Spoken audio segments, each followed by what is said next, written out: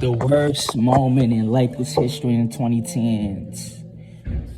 And in my opinion, bro, when it comes to the 2010s, when it comes to the worst moment in Lakers history in the 2010s,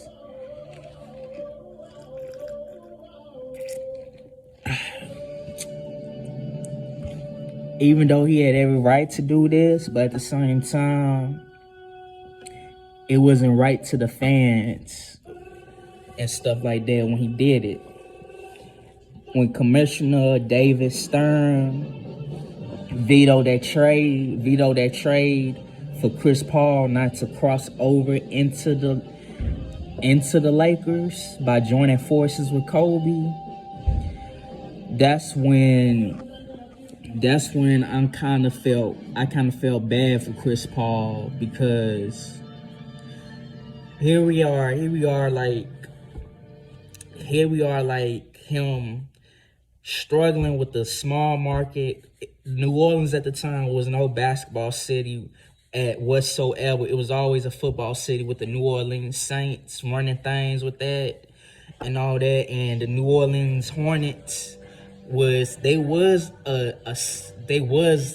a modest team, but at the same time, it wasn't a team where Chris Paul could win a championship there, obviously. And it was more so Saints territory over the New Orleans Hornets at the time. They was not the Pelicans yet until like 2014, when the Charlotte Hornets got their name back. They were still the Bobcats at this particular time. So when David Stern vetoed that trade, it hit a nerve to air to all the Lakers fans, because they really thought that Chris Paul, matter of fact, Chris Paul actually was a Laker. It's just the trade didn't go through, so he wound up getting sent to the Los Angeles Clippers instead to make that team relevant, along with Blake Griffin and stuff like that. I think Jerry West was still running things over there as president or some shit. But it really messed the nerve, man. It really hit a nerve, and I felt bad that Chris Paul, matter of fact, I don't think Chris Paul would never, ever, ever win a championship, which is sad. Like, his only chance that he could have won a championship is